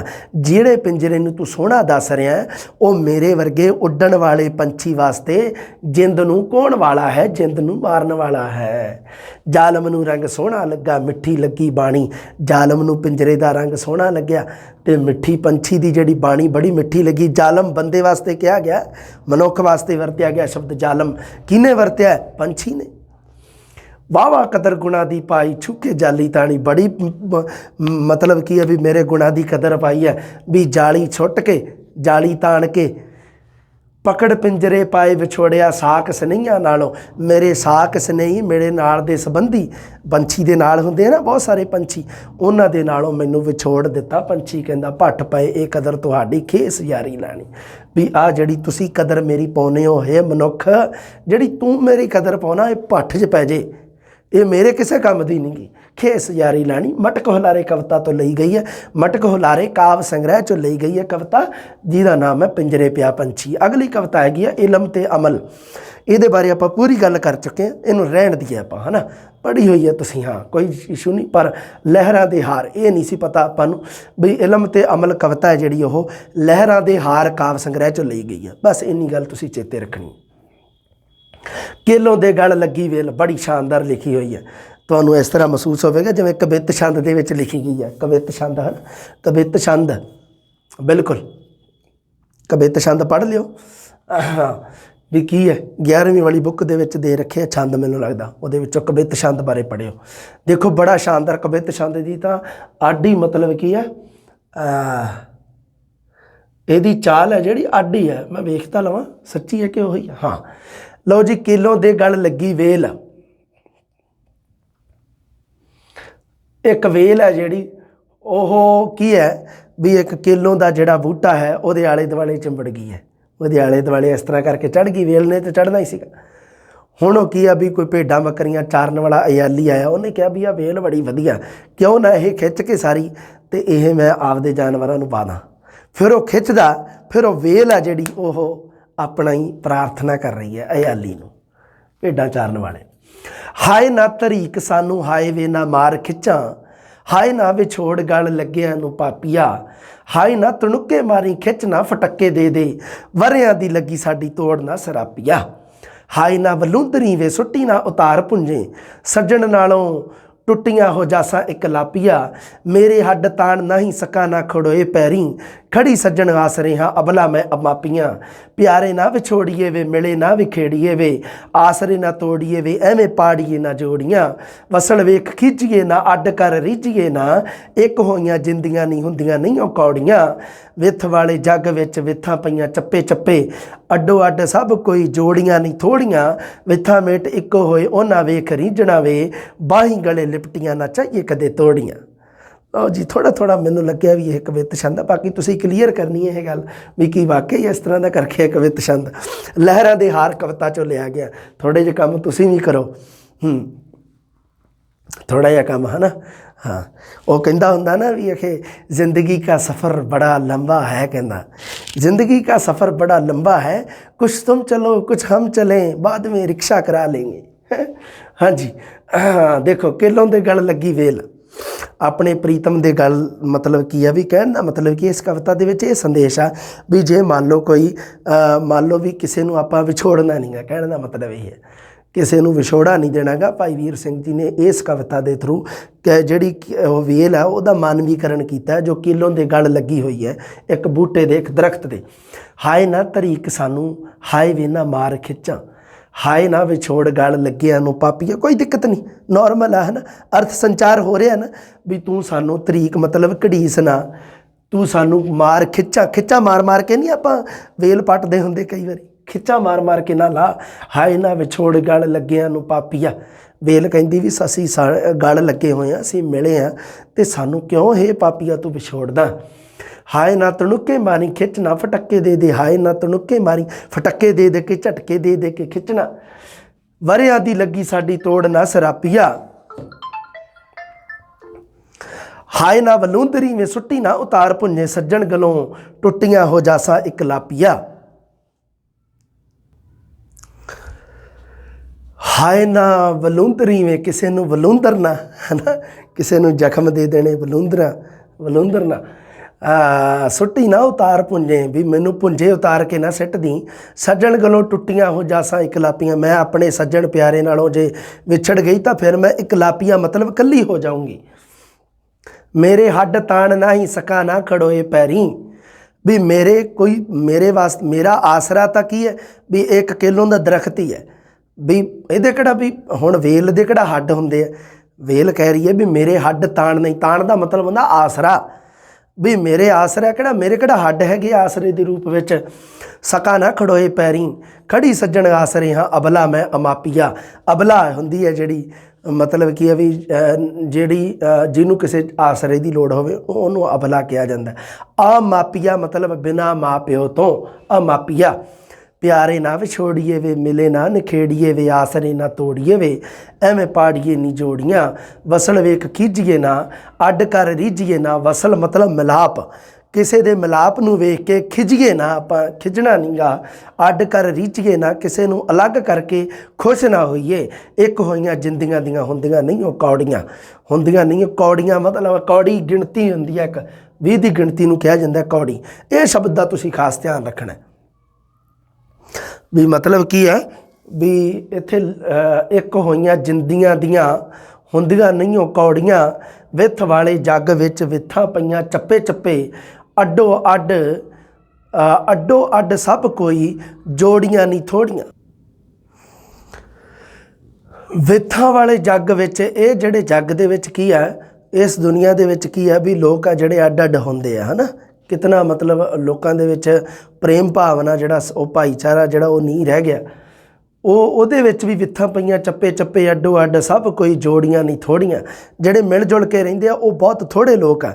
ਮਤਲਬ ਕੀ ਹੈ ਕਿ ਡਾਕਟਰ ਭਾਈ ਵੀਰ ਸਿੰਘ ਜੀ ਨੇ ਇਸ ਕਵਿਤਾ ਦੇ ਵਿੱਚ ਆਪਣੇ ਸਿਧਾਂਤ ਨੂੰ ਪੇਸ਼ ਕੀਤਾ ਹੈ, ਜਿਹਦੇ ਵਿੱਚ ਕੀ ਹੈ ਕਿ ਮਤਲਬ ਕੀ ਹੈ ਵੀ ਬਹੁਤ ਸਾਰੇ ਲੋਕ ਇਸ ਤਰ੍ਹਾਂ ਦੇ ਆ ਵੀ ਜਿਹੜੇ ਇਕੱਠੇ ਰਹਿਣਾ ਚਾਹੁੰਦੇ ਆ। ਸੋ ਇੱਥੇ ਕੀ ਹੈ ਵੀ ਭਾਈ ਵੀਰ ਸਿੰਘ ਜੀ ਨੇ ਇੱਥੇ ਗੱਲ ਕੱਲੀ ਕੀ ਆ ਵੇਲ 'ਤੇ ਨਹੀਂ ਨਿਰਭਰ ਰਹਿਣ ਦਿੱਤੀ, ਉਸ ਨੂੰ ਇੱਕ ਬੰਦੇ ਦੇ ਉੱਪਰ ਨਹੀਂ ਛੱਡਿਆ, ਉਸ ਨੂੰ ਕੀ ਆ ਵੀ ਸਾਰੇ ਸਮਾਜ ਦਾ ਦੁੱਖ ਬਣਾ ਕੇ ਪੇਸ਼ ਕੀਤਾ। ਇਹ ਸਾਰੇ ਸਮਾਜ ਦਾ ਹੀ ਦੁੱਖ ਹੈ ਇੱਕ ਤਰ੍ਹਾਂ ਦਾ, ਇਕੱਲਾ ਵਿਅਕਤੀਗਤ ਨਹੀਂ ਰਹਿ ਗਿਆ, ਇਹ ਸਮਾਜਿਕ ਹੋ ਗਿਆ। ਕਿਉਂਕਿ ਸਮਾਜ ਦੇ ਵਿੱਚ ਇਸ ਤਰ੍ਹਾਂ ਦੀ ਕਈ ਵਾਰੀ ਆ ਜਾਂਦੀ ਹੈ, ਇਸ ਤਰ੍ਹਾਂ ਦੇ ਹਿੰਸਕ ਲੋਕ ਆ, ਇਸ ਤਰ੍ਹਾਂ ਦੇ ਨਿਰਦਈ ਲੋਕ ਆ ਵੀ ਜਿਹੜੇ ਕੀ ਹੈ ਵੀ ਜੋ ਕਿਸੇ ਨਹੀਂ ਚਾਹੁੰਦੇ ਵੀ ਸਮਾਜ ਦੇ ਲੋਕ ਹੈ ਜਿਹੜੇ ਆਪਸ ਦੇ ਵਿੱਚ ਇਕੱਠੇ ਰਹਿਣ। ਉਹਨਾਂ ਵਾਸਤੇ ਆਖਰ ਵਿੱਚ ਸੰਦੇਸ਼ ਦਿੱਤਾ ਭਾਈ ਵੀਰ ਸਿੰਘ ਜੀ ਨੇ, ਵਿੱਥਾ ਮੇਟ ਇੱਕੋ ਹੋਏ ਉਹਨਾਂ ਵੇਖ ਰੀਝਣਾ ਵੇ, ਬਾਹੀਂ ਗਲੇ ਲਿਪਟੀਆਂ ਨਾ ਚਾਹੀਏ ਕਦੇ ਤੋੜੀਆਂ। ਲਓ ਜੀ, ਗੱਲਾਂ ਆਪਣੀਆਂ ਕਲੀਅਰ ਹੈ, ਸੌਖੀ ਜੀ ਹੈ। ਜਿਹੜੀ ਗੱਲ ਆਪਾਂ ਨੂੰ ਧਿਆਨ ਰੱਖਣ ਵਾਲੀ ਹੈ ਉਹ ਜਿਹੜੀ ਗੱਲ ਹੋ ਚੁੱਕੀ ਹੈ ਵੀ ਲਹਿਰਾਂ ਦੇ ਹਾਰ ਕਵਿਤਾ ਦੇ ਵਿੱਚੋਂ ਲਈ ਗਈ ਹੈ, ਕੰਬ ਦੀ ਕਲਾਈ। ਅੱਗੇ ਹੈ ਜੀ ਕਾਵ ਰੰਗ ਸੁੰਦਰਤਾ। ਭਾਈ ਵੀਰ ਸਿੰਘ ਜੀ ਨੇ ਆਪਣੀ ਵਿਚਾਰਧਾਰਾ ਨੂੰ ਪੇਸ਼ ਕੀਤਾ, ਜਿਹਦੇ ਵਿੱਚ ਉਹਨਾਂ ਨੇ ਸੁੰਦਰਤਾ ਨੂੰ ਦੈਵੀ ਗੁਣ ਦੱਸਿਆ। ਭਾਈ ਵੀਰ ਸਿੰਘ ਜੀ ਨੇ ਇੱਕ ਤਾਂ ਸੁੰਦਰਤਾ ਹੁੰਦੀ ਹੈ ਭੌਤਿਕ ਸਰੀਰਕ ਸੁੰਦਰਤਾ, ਇੱਕ ਸੁੰਦਰਤਾ ਹੁੰਦੀ ਹੈ ਵੀ ਜਿਹੜੀ ਆਪਾਂ ਮਤਲਬ ਕੀ ਹੈ ਵੀ ਬਹੁਤ ਸਾਰੀਆਂ ਪਾਊਡਰ ਕਰੀਮਾਂ ਲਾ ਲਈਆਂ ਅਤੇ ਉਦੋਂ ਆਪਾਂ ਸੋਹਣੇ ਲੱਗਣ ਲੱਗ ਗਏ, ਉਹ ਸੁੰਦਰਤਾ। ਇੱਕ ਹੁੰਦੀ ਹੈ ਦੈਵੀ ਸੁੰਦਰਤਾ। ਭਾਈ ਵੀਰ ਸਿੰਘ ਜੀ ਨੇ ਸੁੰਦਰਤਾ ਨੂੰ ਦੈਵੀ ਦੀ ਦਾਤ ਕਿਹਾ ਹੈ। ਦੇਵੀ ਨਹੀਂ, ਦੈਵੀ ਮਤਲਬ ਕੀ ਹੈ ਪਰਮਾਤਮਾ ਦੇ ਨਾਲ ਸੰਬੰਧਿਤ, ਵੀ ਪਰਮਾਤਮਾ ਨੇ ਜਿਹਨੂੰ ਸੋਹਣਾ ਬਣਾਇਆ ਜੀ ਉਹਨੂੰ ਸੋਹਣਾ ਬਣਾਇਆ। ਕਹਿਣ ਦਾ ਮਤਲਬ ਹੈ ਵੀ ਸੁੰਦਰਤਾ ਜਿਹੜੀ ਹੈ ਹਿੱਸੇ ਮਤਲਬ ਜਿਹਦੇ ਵੀ ਆਉਂਦੀ ਆ ਉਹਨੂੰ ਪਰਮਾਤਮਾ ਨੇ ਦਿੱਤੀ ਆ, ਉਹਨੂੰ ਕਿਹਾ ਜਾਂਦਾ ਦੈਵੀ ਸੁੰਦਰਤਾ। ਸੁੰਦਰਤਾ ਦੀ ਪ੍ਰਤੀਤੀ ਜਿਸ ਦੇ ਆਵੇਸ਼ ਵਿੱਚ ਕਵੀ ਤੋਂ ਉੱਚ ਕਾਵ ਪ੍ਰਕਾਸ਼ਦਾ ਹੈ। ਇਹ ਕਵੀ ਭਾਈ ਵੀਰ ਸਿੰਘ ਜੀ ਨੇ ਆਪਣੀ ਖੁਦ ਦੇ ਕਾਵ ਸਿਧਾਂਤ ਨੂੰ ਪੇਸ਼ ਕੀਤਾ ਹੈ, ਆਪਣੀ ਕਾਵ ਰਚਨਾ ਬਾਰੇ ਦੱਸਿਆ ਹੈ ਅਤੇ ਉਹਦੇ ਵਿੱਚ ਕੀ ਹੈ ਵੀ ਕਾਵ ਰੰਗ ਸੁੰਦਰਤਾ ਹੈ। ਇਹ ਬੜੀ ਮਤਲਬ ਕੀ ਹੈ ਵੀ ਸ਼ਬਦਾਵਲੀ ਜੀ ਬੜੀ ਹੋਰ ਤਰ੍ਹਾਂ ਦੀ ਵਰਤੀ ਹੈ ਭਾਈ ਵੀਰ ਸਿੰਘ ਜੀ ਨੇ ਇਸ ਕਵਿਤਾ ਦੇ ਵਿੱਚ। ਆਪਾਂ ਸਿਰਫ ਇਹਨੂੰ ਪੜ੍ਹਨਾ ਹੈ, ਹਲਕੀ ਆਪਾਂ ਇਹਦੇ ਵਿੱਚੋਂ ਪੜ੍ਹਨੀ ਹੈ, ਬਾਕੀ ਅਰਥ ਵਗੈਰਾ ਕੋਈ ਏਡੇ ਆਪਣੀ ਪਿੱਛੇ ਬੁੱਕ ਦੇ ਵਿੱਚ ਵੀ ਨਹੀਂ ਦੇ ਰੱਖੇ, ਸੋ ਕੋਈ ਇਸ਼ੂ ਨਹੀਂ ਹੈ। 2-4 ਗੱਲਾਂ ਵੀ ਮੈਂ ਤੁਹਾਨੂੰ ਦੱਸੂਗਾ। ਕਵਿਤਾ ਦੀ ਸੁੰਦਰਤਾਈ ਉੱਚੇ ਨਛੱਤਰੀ ਵਸਦੀ। ਗੱਲ ਆਪਾਂ ਉੱਚੇ ਨਛੱਤਰਾਂ ਵਾਲੀ ਗੱਲ ਆਈ ਸੀ ਨਾ ਪਿੱਛੇ ਜਦੋਂ ਭਾਈ ਵੀਰ ਸਿੰਘ ਜੀ ਦੇ ਜੀਵਨ ਬਾਰੇ ਪੜ੍ਹਿਆ ਸੀ।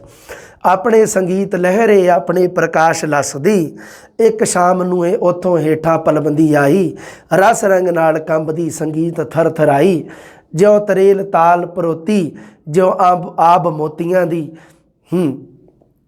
ਆਬ ਚਮਕ ਨੂੰ ਕਿਹਾ ਜਾਂਦਾ, ਆਬ ਮੋਤੀਆਂ ਦੀ, ਨਜ਼ਰਾਂ ਦੀ ਤਾਰ ਪਰੋਤੀ, ਨਾਜ਼ੁਕ ਸੁਬਕ ਸੁਹਾਈ, कोमल गले दे सुर ज्यों चनकार साजदी ज्यों चरनाट रूप वाली तारे डलक ज्यों छाई ज्यों मींड थरके मींड वीणा दी तार नूं कहा जाता है मींड थरके खिंचिया खिच मैं रूह जो कंबी हुसना दे रंग लहरे रस चूम एक चुमाई पंछी उडार वांगू आपे दे खंभ फड़ के एक स्वर सिर नूं आया एक तार सिर चुमाई पुछया साहे सोहनी तू आप सुंदरता है हीरे जवाहरात वांगू टिकदी है क्यों तू नहीं पर्बत खड़े सुहावे झीलां ते बन समुंदर कायम इन्हां दी शोभा कायम रहे है छाई कायम ते दायम आपां पढ़े सी अर्थ पिछे हाँ बोली ओ थर थरांदी लरजे वजूद वाली बिजली दी कूंद दस तू टिकदी किवें टिकाई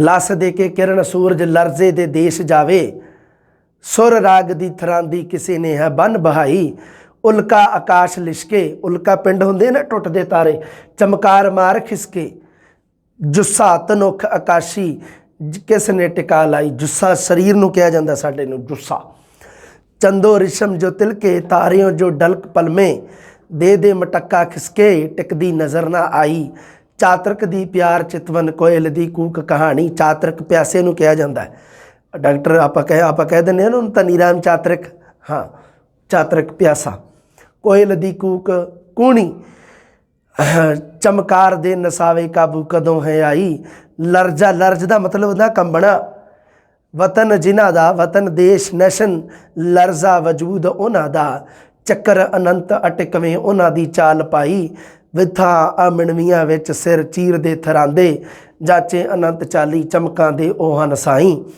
चमकार रंग देना रस झूम विच चुमाना एक जिंद छो लानी अटकण नहीं किथाई लरजा वतन जिन्हां दा लरजा वजूद उन्हां दा चोखा अनंत अटकवीं लरजे दे मत्थे लाई। बड़ी शानदार कविता लिखी है भाई वीर सिंह जी ने। कविता नूं देखी जाओ तुसीं थोड़ा जिहा मैं थोड़े थोड़े अर्थ करदा जाना हाँ मैं थोड़ा कैमरे तो पासे रह के अर्थ करदा ये तुहानूं थोड़ा जिहा इहदे विच देखण च दिक्कत ना आऊगी है ना। हाँ जी देखते आपां भी काव रंग सुंदरता दे विच थल्ले लिखिया है ना ब्रैकेट दे विच सुंदरता की प्रतीति जिस दे आवेश विच कवि तो उच्च प्रकाश कवि तो उच्च काव प्रकाश दा है। ये की है जी इहदे विच की है इस दे विच क्योंकि भाई वीर सिंह जी ने जिहड़े ओह कविता के दैवी सिद्धांत के समर्थक हैं। दैवी सिद्धांत की सीगा भी पहला यूनानी जिहड़े कवि सीगे यूनानी दार्शनिक सीगे वो कहंदे सी भी सुंदरता कोई भौतिक या सरीरक नहीं हुंदी दैवी हुंदी है। भाई वीर सिंह जी उसे नूं फॉलो कर रहे हैं।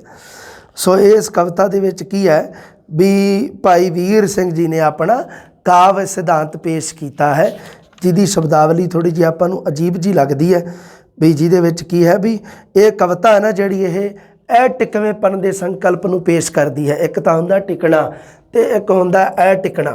अखीर दे विच देखो जी इहदियां पंक्तियां हाँ आ वेखो अटकण नहीं किथाई टिकवीं टिकवेंपन के सिद्धांत नूं पेश करती है।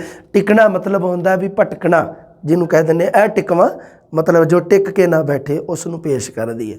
सो ये कविता है थोड़ी जी शब्दावली हार्ड है पर ये सब तो ध्यान जी काम की रखने वाली जी चीज़ है अपनी ध्यान के रखनी है वो हैगी है भी जी काव रंग सुंदरता कविता है ना जी वो मटक हलारे काव संग्रह के ली गई है। अगली कविता जी वो चश्मा इच्छाबल ते डूंघियां शामा सांझ होई परछावें छुप गए क्यों इच्छा बल तू जारी तय सरोध कर रही उवें ही ते टुरनो भी नहीं हारी नय सरोध कर रही उवें ही ते टुरनो भी नहीं हारी। अगे की है जी हाँ अगे हाँ सैलानी ते पंछी माली हन सब आराम विच आए सहम सवादला छारिया सारे ते कुदरत टिक गई सारी। अगे उत्तर दिता होया सीने खिच जिन्हां ने खाधी वो कर आराम नहीं बहिंदे निव वाले नैणा दी नींदर वो दिने रात पे वहिंदे इको लगन लगी लई जांदी है टोर अनंत उन्हां दी वसलों उरे मुकाम ना कोई सो चाल पे नित रहिंदे। ਸਮੇਂ ਦੀ ਪ੍ਰਕਿਰਤਿਕ ਵਿਸ਼ੇਸ਼ਤਾ ਦੱਸੀ ਹੈ ਭਾਈ ਵੀਰ ਸਿੰਘ ਜੀ ਨੇ ਵੀ ਸਮਾਂ ਜਿਹੜਾ ਉਹ ਟਿਕਦਾ ਨਹੀਂ ਗਾ, ਹੈ ਨਾ, ਸਮਾਂ ਖੜਦਾ ਨਹੀਂ ਕਦੇ। ਆਪਾਂ ਸਮਾਂ ਕਵਿਤਾ ਵੀ ਪੜ੍ਹੀ ਹੈ, ਇਹਦੇ ਵਿੱਚ ਵੀ ਸਮੇਂ ਦੀ ਗੱਲ ਦੱਸੀ ਹੈ। ਹਾਂ, ਇੱਛਾਬਲ ਨਾਮ ਦਿੱਤਾ ਹੋਇਆ, ਚਸ਼ਮਾ ਇੱਛਾਬਲ। ਇੱਛਾਬਲ ਜਿਹੜਾ ਚਸ਼ਮਾ ਹੈ ਇਹ ਕਸ਼ਮੀਰ ਦੇ ਵਿੱਚ ਵਗਦਾ ਇੱਕ ਚਸ਼ਮਾ ਹੈ। ਤੁਹਾਨੂੰ ਪਹਿਲਾਂ ਮੈਂ ਗੱਲ ਦੱਸੀ ਸੀ ਭਾਈ ਵੀਰ ਸਿੰਘ ਜੀ ਹੈ ਜਿਹੜਾ, ਉਹਨਾਂ ਦਾ ਕਸ਼ਮੀਰ ਦੇ ਸੁੰਦਰਤਾ ਦੇ ਨਾਲ ਜ਼ਿਆਦਾ ਪ੍ਰੇਮ ਹੈ। ਸਾਡੀ ਇਸ ਬੁੱਕ ਦੇ ਵਿੱਚ ਲਿਖੀ ਹੋਈ ਹੈ ਇਹ ਗੱਲ ਵੀ ਪੰਜਾਬ ਦੀ ਸੁੰਦਰਤਾ ਨਾਲੋਂ ਕਸ਼ਮੀਰ ਦੀ ਸੁੰਦਰਤਾ ਨਾਲ ਜ਼ਿਆਦਾ ਲਗਾਵ ਹੈ। ਇਸ ਕਰਕੇ ਉਹਨਾਂ ਨੇ ਜਿਹੜਾ ਇੱਛਾਬਲ ਨਾਮ ਲਿਆ ਹੈ, ਇਹ ਕਸ਼ਮੀਰ ਦਾ ਇੱਕ ਝਰਨਾ ਹੈ। ਵੀ ਸਾਂਝ ਹੋਈ ਸ਼ਾਮ ਹੋ ਗਈ ਆ, ਪਰਛਾਵੇਂ ਢਲ ਗਏ ਆ, ਹੇ ਇੱਛਾਬਲ ਤੂੰ ਕਿਉਂ ਜਾ ਰਹੀ ਹੈ। ਝਰਨੇ ਦੇ ਵਿੱਚ ਪਾਣੀ ਹਮੇਸ਼ਾ ਵਗਦਾ ਰਹਿੰਦਾ। ਭਾਈ ਵੀਰ ਸਿੰਘ ਜੀ ਉਹਨੂੰ ਪ੍ਰਸ਼ਨ ਕਰਦੇ ਆ, ਪ੍ਰਸ਼ਨ ਲਿਖਿਆ ਹੋਇਆ ਵੀ ਤੂੰ ਟਰਨੋਂ ਹਾਰ ਨਹੀਂ ਰਿਹਾ। ਸੈਲਾਨੀ ਮਤਲਬ ਜਿਹੜੇ ਦੇਖਣ ਆ ਰਹੇ ਨੇ ਸੈਲਾਨੀ ਤੇ ਪੰਛੀ ਮਾਲੀ ਜਿਹੜੇ ਉਹ ਸਭ ਆਰਾਮ ਕਰ ਰਹੇ ਨੇ ਸ਼ਾਮ ਦੇ ਸਮੇਂ। ਸਹਿਮ ਸਵਾਦਲਾ, ਇੱਕ ਸਵਾਦ ਵਾਲਾ ਮਿੱਠਾ ਜਿਹਾ ਡਰ ਸਾਰੇ ਪਾਸੇ। ਸ਼ਾਮ ਦੇ ਵੇਲੇ ਡਰ ਲੱਗਦਾ ਕਿ ਨਹੀਂ ਥੋੜ੍ਹਾ, ਸ਼ਾਮ ਦੇ ਸਵਾਦਲਾ ਜਿਹਾ ਡਰ ਜਿਹੜਾ। ਤੇ ਕੁਦਰਤ ਸਾਰੀ ਟਿਕ ਗਈ ਹੈ। ਇਸ ਸਮੇਂ ਕੀ ਹੈ ਵੀ ਝਰਨੇ ਨੂੰ, ਚਸ਼ਮੇ ਨੂੰ ਪ੍ਰਸ਼ਨ ਪੁੱਛਿਆ ਹੈ ਭਾਈ ਵੀਰ ਸਿੰਘ ਜੀ ਨੇ ਵੀ ਤੂੰ ਕਿਉਂ ਜਾ ਰਹੀ ਹੈ। ਅੱਗੋਂ ਚਸ਼ਮਾ ਜਿਹੜਾ ਇੱਛਾਬਲ ਹੈ, ਇੱਛਾਬਲ ਝਰਨਾ, ਉਹ ਜਵਾਬ ਦੇ ਰਿਹਾ। ਕੀ ਕਹਿੰਦਾ, ਸੀਨੇ ਖਿੱਚ ਜਿਨ੍ਹਾਂ ਨੇ ਖਾਧੀ ਉਹ ਕਰ ਆਰਾਮ ਨਹੀਂ ਬਹਿੰਦੇ। ਜਿਨ੍ਹਾਂ ਦੇ ਸੀਨੇ ਦੇ ਵਿੱਚ ਵਿਛੋੜੇ ਦਾ ਦਰਦ ਹੋਵੇ ਉਹ ਕਦੇ ਵੀ ਆਰਾਮ ਨਾਲ ਨਹੀਂ ਬਹਿ ਸਕਦੇ। ਉਹ ਪਿਆਰ ਵਾਲੇ ਨੈਣਾ ਦੀ ਨੀਂਦਰ ਕਰਕੇ ਉਹ ਦਿਨੇ ਰਾਤ ਹੀ ਵਹਿੰਦੇ ਆ। ਇੱਕੋ ਲਗਨ ਲੱਗੀ ਜਾਂਦੀ ਹੈ ਉਹਨਾਂ ਦੀ, ਟੋਰ ਅਨੰਤ ਹੁੰਦੀ ਹੈ। ਤੋਰ ਤੁਰਨਾ, ਵਸਲੋਂ ਮਤਲਬ, ਵਸਲ ਦਾ ਮਤਲਬ ਹੁੰਦਾ ਮਿਲਾਪ। ਵਸਲੋਂ ਉਰੇ ਮਕਾਮ ਮਤਲਬ ਜਗ੍ਹਾ। ਵਸਲ ਤੋਂ ਪਹਿਲਾਂ ਕੋਈ ਜਗ੍ਹਾ ਨਹੀਂ, ਮਿਲਾਪ ਤੋਂ ਪਹਿਲਾਂ। ਸੋ ਚਾਲ ਪਏ ਨਿਤ ਰਹਿੰਦੇ, ਇਸ ਕਰਕੇ ਅਸੀਂ ਹਮੇਸ਼ਾ ਚੱਲਦੇ ਰਹਿੰਦੇ ਹਾਂ। ਅਣਡਿੱਠਾ ਰਸਦਾਤਾ, ਰਸਦਾਤਾ ਮਤਲਬ ਰਸ ਦੇਣ ਵਾਲਾ। ਅਣਡਿੱਠਾ ਹੁੰਦਾ ਜਿਹਨੂੰ ਕਦੇ ਦੇਖਿਆ ਨਾ ਹੋਵੇ, ਉਹਨੂੰ ਆਪਾਂ ਕਹਿ ਦਿੰਦੇ ਹਾਂ ਅਣਡਿੱਠਾ। ਅਣਡਿੱਠਾ ਰਸਦਾਤਾ। ਹਾਂਜੀ, ਬੁੱਲਾ ਅੱਧ ਖੁੱਲ੍ਹਿਆਂ ਨੂੰ, ਹਾਏ ਮੇਰੇ ਬੁੱਲਾ ਅੱਧ ਮੀਟਿਆਂ ਨੂੰ। ਛੋ ਗਿਆ ਨਹੀਂ ਲੱਗ ਗਿਆ ਨਹੀਂ ਕੌਣ ਕੁਛ ਲਾ ਗਿਆ। ਸਵਾਦ ਨਹੀਂ ਅਗੰਮੀ ਆਇਆ। ਰਸ ਚਰਨਾਟ ਛਿੜੀ, ਲੂਲੂ ਲਹਿਰ ਉੱਠਿਆ ਤੇ ਕਾਂਬਾ ਮਿੱਠਾ ਆ ਗਿਆ। ਹੋਈ ਹਾਂ ਸਵਾਦ ਸਾਰੀ ਆਪੇ ਤੋਂ ਮੈਂ ਆਪ ਵਾਰੀ। ਐਸੀ ਰਸ ਭਰੀ ਹੋਈ ਸਵਾਦ ਸਾਰੇ ਆ ਗਿਆ। ਹਾਏ ਦਾਤਾ ਦਿਸਿਆ ਨਾ, ਸਵਾਦ ਜਿਹਨੇ ਦਿੱਤਾ ਐਸਾ। ਦਿੰਦਾ ਰਸ ਦਾਨ ਦਾਤਾ, ਆਪਾ ਕਿਉਂ ਲੁਕਾ ਗਿਆ। ਰਹੱਸਵਾਦੀ ਕਵਿਤਾ ਹੈ। ਭਾਈ ਵੀਰ ਸਿੰਘ ਜੀ ਨਵ ਰਹੱਸਵਾਦੀ ਕਵੀ ਹੈ, 12ਵੀਂ ਦੀ ਜਮਾਤ ਵਿੱਚ ਦੇ ਰੱਖਿਆ ਹੈ ਨਾ ਇਹ ਗੱਲ। ਇਹ ਰਹੱਸਵਾਦੀ ਕਵੀ ਹੈ। ਇੱਕ ਰਹੱਸ ਰਹਿ ਗਿਆ ਵੀ ਉਸ ਪਰਮਾਤਮਾ ਦੇ ਦਰਸ਼ਨਾਂ ਦੀ ਗੱਲ ਕੀਤੀ ਹੈ ਵੀ ਪਰਮਾਤਮਾ ਦੇ ਦਰਸ਼ਨ, ਉਸ ਪਰਮਾਤਮਾ ਦੀ ਥੋੜ੍ਹੀ ਜਿਹੀ ਝਲਕ ਕਿਵੇਂ ਦੀ ਲੱਗੀ ਮੈਨੂੰ।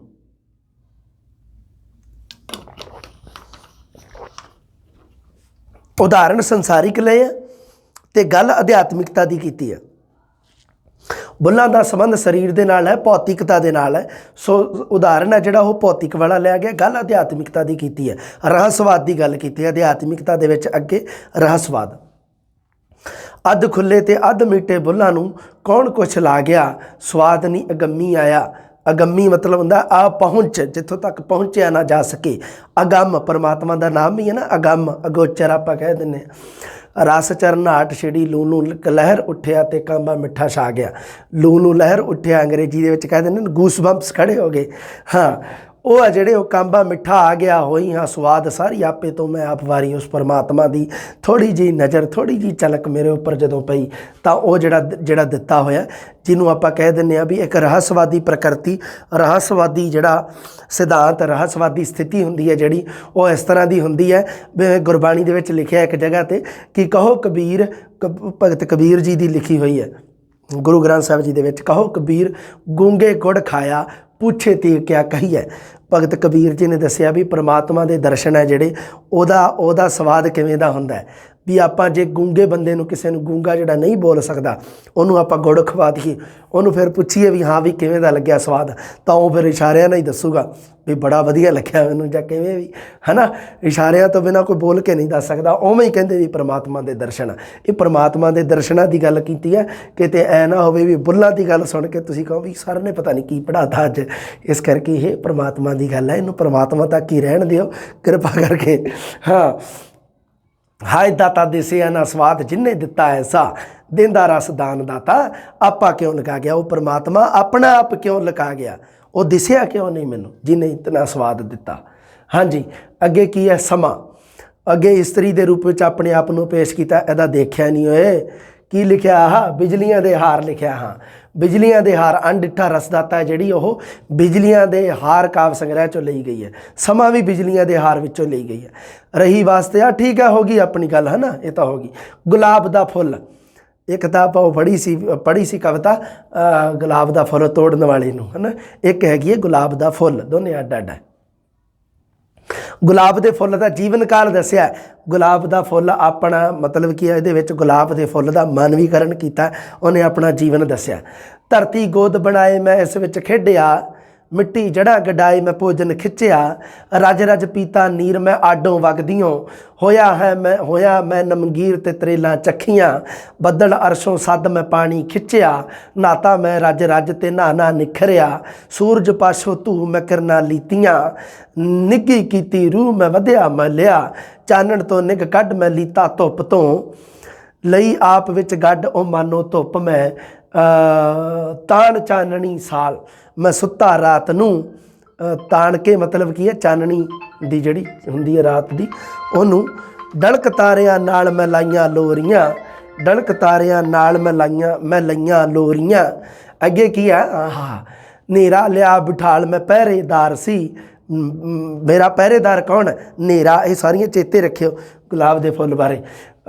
ਕੋਈ ਨਾ ਦੇ ਉਠਾਲ ਮੈਂ ਰਾਤੀ ਸੁੱਤਿਆਂ ਜੋ ਕੁਝ ਮੇਰੇ ਹਾਲ ਸੀ ਮੈਨੂੰ ਸੌਂਜਿਆ ਆਪੇ ਵਿੱਚ ਬਿਠਾਲ ਮੈਂ ਆਪਾ ਪਾਲਿਆ ਪਲ ਪਲ ਰੰਗ ਜਮਾਏ ਮੈਂ ਭਰੀਆਂ ਡੋਡੀਆਂ ਖੇੜੇ ਲਾਈਆਂ ਡੋਡੀਆਂ ਖੇੜੇ ਲਿਆਏ ਮੈਂ ਸਾਰਾ ਖਿੜ ਪਿਆ ਸਹਿਕਿਆ ਮੁਸ਼ਕ ਸਚਾਈ ਤੇ ਲਪਟਾਂ ਛੱਡੀਆਂ ਤੇ ਹੁਣ ਜਦ ਲਪਟ ਬਹਾਏ ਮੈਂ ਡੁੱਲ ਡੁੱਲ ਪੈ ਰਿਹਾ ਖੇੜਿਆਂ ਨਾਲ ਭਰਾ ਮੈਂ ਝੋਲੀਆਂ ਅੱਡੀਆਂ ਅਣਹੋਂਦਾ ਆਪ ਵੰਡਾਏ ਮੈਂ ਵੰਡਿਆ ਜਾ ਰਿਹਾ। ਲੋ ਜੀ ਬੜਾ ਸ਼ਾਨਦਾਰ ਦਿੱਤਾ ਬਿਜਲੀਆਂ ਦੇ ਹਾਰ।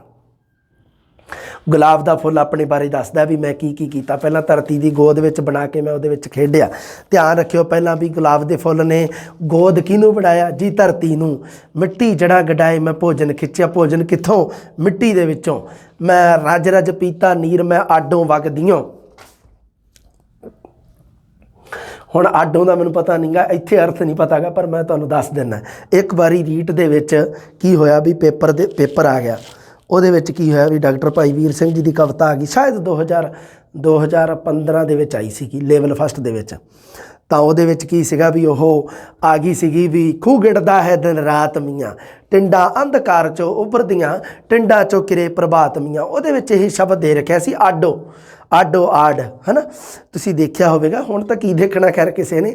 ਅੱਜ ਕੱਲ੍ਹ ਤਾਂ ਖੂਹ ਦੇ ਵਿੱਚ ਮੱਛੀ ਮੋਟਰਾਂ ਲੱਗੀਆਂ ਹੋਈਆਂ ਵੱਡੀਆਂ ਮੋਟਰਾਂ ਲੋਕਾਂ ਨੇ ਸਿੱਟੀਆਂ ਟਿਊਬਵੈੱਲ ਲੱਗੇ ਹੋਏ ਆ ਕੋਈ ਇਸ਼ੂ ਨਹੀਂ। ਪਹਿਲਾਂ ਕੀ ਹੁੰਦਾ ਸੀਗਾ ਖੂਹ ਦੇ ਉੱਪਰ ਇੱਕ ਚੱਕਰ ਹੁੰਦਾ ਸੀ ਵੱਡਾ ਸਾਰਾ ਉਹਦੇ ਕੀ ਹੁੰਦਾ ਸੀਗਾ ਟਿੰਡਾਂ ਹੁੰਦੀਆਂ ਸੀ ਉਹਦੇ ਪੀਪੇ ਜੇ ਸੀਗੇ ਪੀਪੇ ਹੁੰਦੇ ਸੀ ਪਹਿਲਾਂ ਮਿੱਟੀ ਦੇ ਸੀ ਅੱਜ ਕੱਲ੍ਹ ਸਟੀਲ ਦੇ ਆ ਗਏ ਫਰਕ ਪੈ ਗਿਆ। ਸਟੀਲ ਦੇ ਜਾਂ ਲੋਹੇ ਦੇ ਕਿਸੇ ਵੀ ਤਰ੍ਹਾਂ ਦੇ ਨਾਲ ਹੌਲੀ ਹੌਲੀ ਜਿਵੇਂ ਮੰਨ ਲਓ ਕੋਈ ਵਿਰਸਾ ਸੰਭਾਲਦੇ ਆ ਲੋਕ ਉਹ ਕੀ ਕਰਦੇ ਆ ਵੀ ਉਹਨਾਂ ਨੇ ਆਪਣੇ ਹਿਸਾਬ ਨਾਲ ਉਹਨੂੰ ਆਪਣੇ ਖੇਤ ਵਗੈਰਾ ਦੇ ਵਿੱਚ ਜਿਹੜੇ ਕੋਈ ਬਾਹਲੇ ਸ਼ੌਕੀਨ ਬੰਦੇ ਆ ਉਹਨਾਂ ਨੇ ਕਰ ਰੱਖਿਆ ਸਿਸਟਮ। ਨਹੀਂ ਤਾਂ ਅੱਜ ਕੱਲ੍ਹ ਤਾਂ ਟਿਊਬਵੈੱਲ ਚੱਲਦੇ ਆ।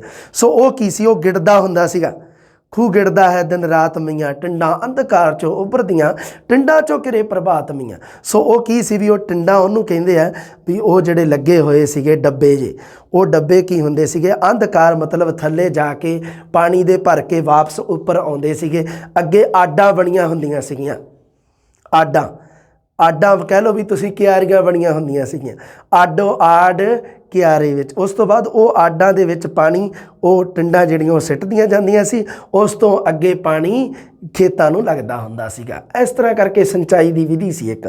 ਸੋ ਇੱਥੇ ਸ਼ਬਦ ਹੈ ਜਿਹੜਾ ਆਇਆ ਵੀ ਰਜ ਰਜ ਪੀਤਾ ਨੀਰ ਮੈਂ ਆਡੋਂ ਵਗਦੀਓਂ ਉਹ ਜਿਹੜੀ ਆਡ ਵਗਦੀ 'ਚੋਂ ਮੈਂ ਪਾਣੀ ਪੀਤਾ ਹੋਇਆ ਮੈਂ ਨਮਗੀਰ ਤਰੇਲਾਂ ਚੱਖੀਆਂ ਬੱਦਲ ਅਰਸ਼ੋਂ ਸੱਦ ਮੈਂ ਪਾਣੀ ਖਿੱਚਿਆ ਨਾਤਾ ਮੈਂ ਰਜ ਰਜ ਤੇ ਨਹਾਣਾ ਨਿਖਰਿਆ।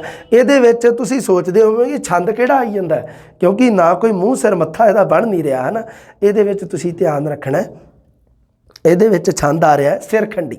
ਹੁਣ ਸੁਣ ਲਿਓ ਤੁਸੀਂ ਸਿਰਖੰਡੀ ਛੰਦ ਹੈ ਇਹਦੇ ਵਿੱਚ ਤੁਹਾਨੂੰ ਪਤਾ ਹੀ ਹੈ ਸਿਰਖੰਡੀ ਛੰਦ ਦੀ ਜਿਹੜੀ ਪਹਿਚਾਣ ਉਹ ਹੈ ਵੀ ਵਿਚਾਲੇ ਉਹਦਾ ਵਿਸ਼ਰਾਮ ਦਿੱਤਾ ਹੁੰਦਾ ਜਿਹੜਾ ਅੰਤ ਵਿਚਾਲੇ ਕੀ ਹੁੰਦਾ ਤੁਕ ਜਿਹੜੀ ਹੁੰਦੀ ਹੈ ਤੁਕ ਦਾ ਆਪਸ ਦੇ ਵਿੱਚ ਜਿਹੜਾ ਮੇਲ ਹੁੰਦਾ ਉਹ ਵਿਚਾਲੇ ਹੁੰਦਾ।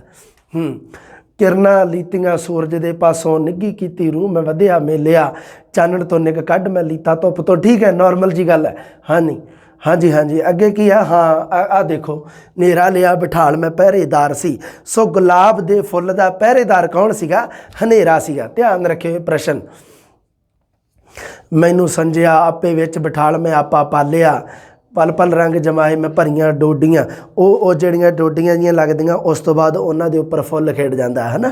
ਜਿਹੜੀ ਫੁੱਲ ਖਿੜਨ ਤੋਂ ਪਹਿਲਾਂ ਦੀ ਅਵਸਥਾ ਹੁੰਦੀ ਹੈ ਉਸ ਨੂੰ ਡੋਡੀ ਕਿਹਾ ਜਾਂਦਾ ਹੈ। ਹਾਂ, ਪਲ ਪਲ ਰੰਗ ਜਮਾਏ, ਠੀਕ ਹੈ। ਸਹਿ ਕਿਆ ਮੁਸ਼ਕ ਸਚਾਈ ਤੇ ਲਪਟਾਂ ਛੱਡੀਆਂ। ਮੁਸ਼ਕ ਮਤਲਬ ਕੀ ਹੈ? ਸੁਗੰਧ ਜਿਹੜੀ ਉਸ ਦੀ ਮਤਲਬ ਕੀ ਹੈ? ਕਹਿ ਰਿਹਾ ਗੁਲਾਬ ਦਾ ਫੁੱਲ ਕਿ ਮੇਰੀ ਗੁਲਾਬ ਦੇ ਫੁੱਲ ਦਾ ਮਾਨਵੀਕਰਨ ਕੀਤਾ ਹੈ ਇਹਦੇ ਵਿੱਚ ਕਿ ਮੇਰੇ 'ਚੋਂ ਸੁਗੰਧੀ ਆ ਰਹੀ ਹੈ। मैं झोलियां अड्डियां अणहोंदा आप वंडाई मैं वंडिया जा रहा। ये है जी बिजलियां दे हार कविता चो ली गई है। अगली है जी कंब दी कलाई है। अगली कविता साडी, सुपने विच तुसी मिले असानू असा धाग लवकड़ी पाई। निरा नूर तुसी हथ ना आए साडी कंब दी रही कलाई। धा चरना ते सीस नवाया साडे मत्थे छो ना पाई। तुसी उच्चे असी नीवें सा साडी पेश ना गईया काई। कोई पेश ना जानी एक मुहावरा है, मतलब कोई वस ना चलना। फिर लड़ फड़ने नूं उठ दौड़े पर लड़ ओ बिजली लहरा। उड़दा जांदा पर ओ अपनी छू सानू गया लाई। मिट्टी चमक पई ए मोई ते तुसी लूआं विच लिशके। बिजली कूंद गई थर्रांदी हुण चक्का चौंध है छाई। एकदम बिजली लिशकदी है, उस तो बाद चक्का चौंध छा जाती है, अखां दे सामने एकदम हनेरा। सो ये है जिहड़ी कंब दी कलाई कविता है, ये मटक हुलारे काव्य संग्रह दे विचों लई गई है। अपना सब तो इंपोर्टेंट प्रश्न है। इहदे विच भी रहस्यवाद की गल कीती है। जिवें आपां इस कविता तो एक पिछे कविता पढ़ी सीगी अनडिठा रसदाता। अनडिठा रसदाता विच रहस्यवादी सीगा भी परमात्मा का दर्शन, परमात्मा का थोड़ा जिहा दर्शन किवें, मतलब की है भी एक रहस्यवाद है। उस तो बाद भी इस कविता दे विच भी है कंब दी कलाई की गल कीती है। कलाई आपां गुੱਟ नूं कह दिंदे आ। सुपने विच तुसीं सानू मिले, हे परमात्मा असां तुहानूं धा के गलवकड़ी पाई। गले मिलना, गलवकड़ी पाउणा।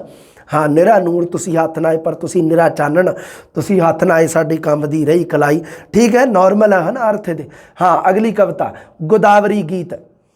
जदों कलगियां वाले ने उस विच चरण कमल पाए। गोदावरी नदी दे विच जदों गुरु गोबिंद सिंह जी ने अपने पैर पाए सीगे, उस सीन नूं लैके, उस दृश्य नूं लैके डॉक्टर भाई वीर सिंह जी ने कविता लिखी है। गोदावरी का गीत श्री गुरु गोबिंद सिंह जी के नाल संबंधित है। हाँ जी, टेक नी मैं चरण पर सबौरा नी। थरर थरर कोई छिड़ी खिरन है। लर्ज गए मेरे पानी। चरण चरण रस भिंडड़ी छुट पई। कंब उठी ज्यों कानी। चमक चमक लहरां विच लिशकी। बिजली ज्यों थर्रानी। उस तो बाद की होया, मतलब गोदावरी नदी दे विच की दृश्य बनिया, उहदे बारे कविता लिखी गई है। हाँ जी, चमक चमक लहरां विच लिशकी। बिजली ज्यों थर्रानी। अस्त अलसती झूमन झूमी प्रेम लटक लटकानी। जोगी जति तपी सिद्ध परसे परस परस पछतानी। परस चरण नित खुश्क रही मैं रस बिन उमर बिहानी। कौन सखी अज छू गया सानू जी दान दा दानी। जी दान दा दानी कौन छू गया? गुरु गोबिंद सिंह जी। अगे दिता होना है। हाँ, नीविया तो नीवी मैं वर्गी बाणी अर्श दी रानी। किसने किसने प्यारी, ये लिखा होया, अच्छा समझ नहीं लग रहा है ना इहदा की दिता हो। प्रीत तार खिंचानी।